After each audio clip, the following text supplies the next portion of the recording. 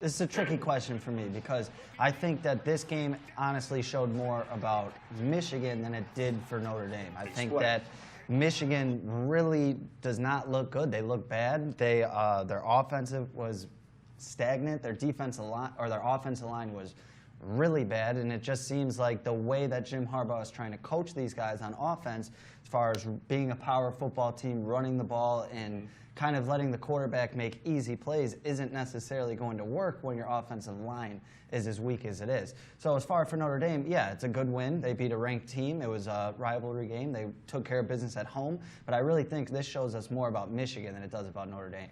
Andy. Yeah, and it's not what you want. Those are two teams that, they have some sort of a rivalry with both teams, and you want to take care of those games. You want to win those games. A 223 batting average as a team over that stretch, a 468 earned run average as a pitching staff over that 8-game stretch. So, that's not a recipe for winning games. And also, Andy, it just was a rough series for this whole Slammers team as a whole. Yeah, and Washington was coming in the first time they're getting their chance to face Joliet again this year. Last year they faced them in the championship. Joliet ended up winning that for the Frontier League championship title. So Washington came in, and you knew they wanted to get back at it. Who's this week's jump master? It's got to be LSU. Like you were saying, the AP kind of threw LSU in the top 25 poll at the beginning of the week at number 25, and it was almost just, look, you guys are LSU, we know what you guys can do, we're almost going to throw you a bone and throw you in this top 25. So when they're ranked 25, that's not a good sign. But then they come out and they really just destroy Miami. It was 33-3 at half. It really wasn't close. So yeah, LSU is definitely the jump master for this week. There's a home run and an RBI single, so he drove in both runs for the Slammers. But overall as a team, 11 strikeouts, that can't happen. It's a frustrating thing because, like you had mentioned, 17 men left on base just this weekend. So they're getting guys on base. But again, 2 runs tonight, 7 hits isn't terrible. But when you only score 2 runs and only one player on the team drives them in, Harrison Bragg, it's a tough night as a team. Yeah, and it's disappointing to see because this was a team that had lost 9 in a row earlier, just a couple weeks ago. And then they had battled back and won 5 of 6. Were looking really strong. Everything was going well. They were getting guys on base, but they were scoring them. And now it seems like they're still getting some runners on base, but not scoring runs, and that's how you lose games. What other things of note, Andy? Well, now that you brought up Ohio State, I think out of all the teams in the top 5, they were the most impressive. After everything that they've been through this offseason, they came out and put up 77 points on Oregon State, which is, they're not the best team, but that is a very good win. The offense put up a lot of points. The defense is going to need some work, but they have enough players on there to be impressive. So my biggest takeaway basically from the top 10 or top 5 of this. And they really did need Scott Hoffman's extraordinary start on Tuesday night after the Wednesday night marathon, the 13-inning game in which they lost 6-5. I talked to manager Jeff Isom.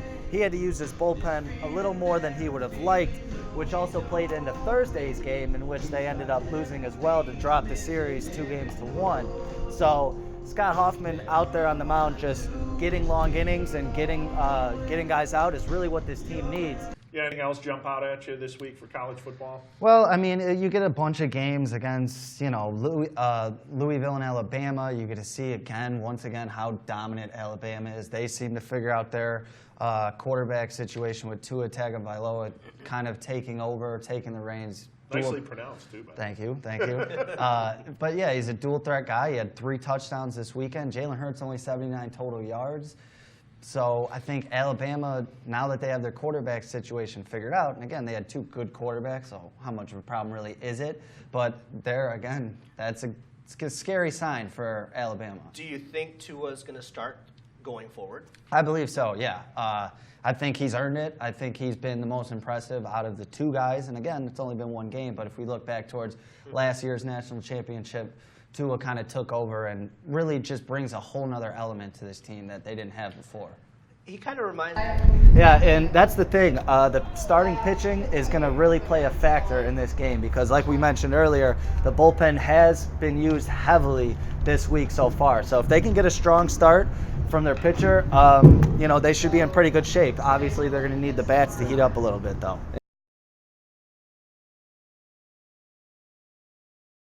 About the team, where do you see them going this year? I mean, they're in a better position now after these trades than they were before the trades.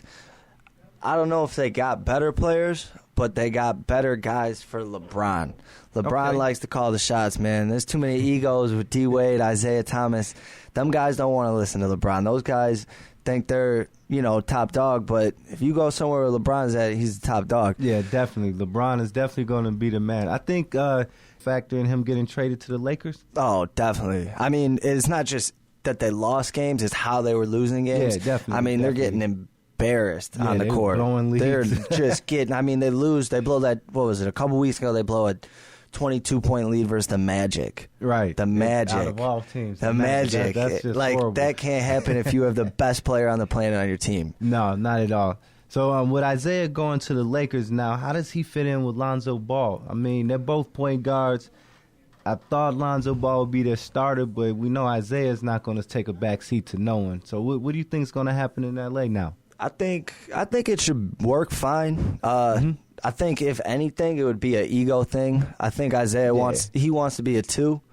He's too short to play the 2 though. Not going to be at his, and he don't play no defense. Exactly. The Lakers, you need a point guard. Lonzo's their guy. He's their point guard. He's the one. He's not going to look to score. He's going to look to pass, get his teammates involved. I don't think him and Isaiah Thomas will have too much of a clash just because Isaiah is completely just a different player. I like it, but you gave up 2 really young guards who were controllable, and you gave that up to get Isaiah Thomas. Isaiah Thomas is a free agent at the end of this year. Do you see Thomas coming off of the bench for the Lakers? Or do you think Lonzo might move to the 2? I think if anyone's going to move to the 2, it would be Lonzo because they can't trust Isaiah to guard anybody, especially at that size.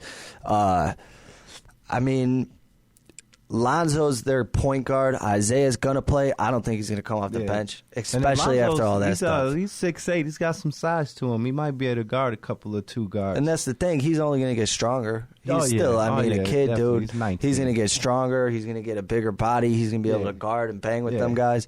Isaiah, he's 5'8". He can't. He's not going to get any bigger. You could put him in the weight room all you want, but that's something he can't fix. That's height, Also in the trade, being a Chicago guy, like we mentioned, D-Wade went back to Miami, which is good for him. He probably retired there. Oh, yeah. But D-Rose goes to Utah, and he got waived by the Jazz.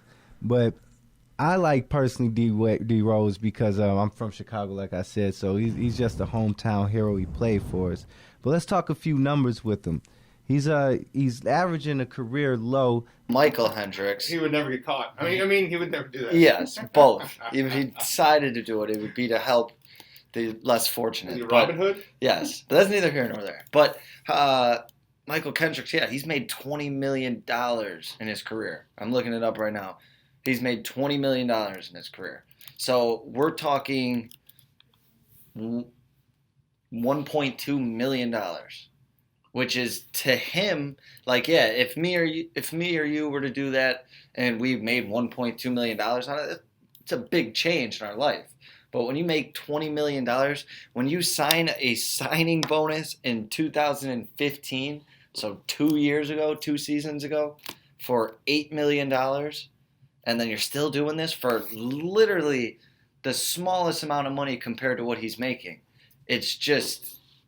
He thought he had a lick. And thought he had a little hustle, and he got played. And that's the thing. I want to give him I want to be oh, okay, it's you got to be somewhat smart to inside trade, and it's all money, but it's this is not very smart at all when you're already making way more than you're gonna bring in from this insider trading thing. White collar crime?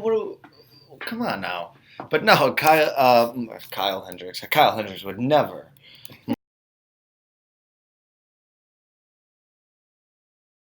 This is a big game for Toronto as they are looking to take sole possession of first place in the Atlantic Division. They're tied with Boston and Montreal with 12 points, and both teams are off tonight. So this could a win here puts them in sole possession of first place in that division. Very good analysis there, Andy, as the Jets comes back in. And also had Blake Wheeler, who had fired the first shot down there and came off the rebound, which is then Trouba sent it back to Ehlers, who was able to fire it in. 26-game goal drought for Ehlers. It doesn't look like Mike Babcock is going to make that. And And welcome back to Chicago Dogs Baseball here on SportsTownChicago.com. The Dogs are up to bat this inning. Jonathan Maroney, the right fielder, is going to lead us off. He's batting .273 on the season. The Dogs got out of the top half of the inning with just one runner on base. That was a base hit by Randy Santiesteban. I'm just going to look for any excuse I can to say that name. So hopefully he can keep getting some hits there. But as long as they don't drive in any runs, we should be okay. First pitch, and that one is driven deep to center field.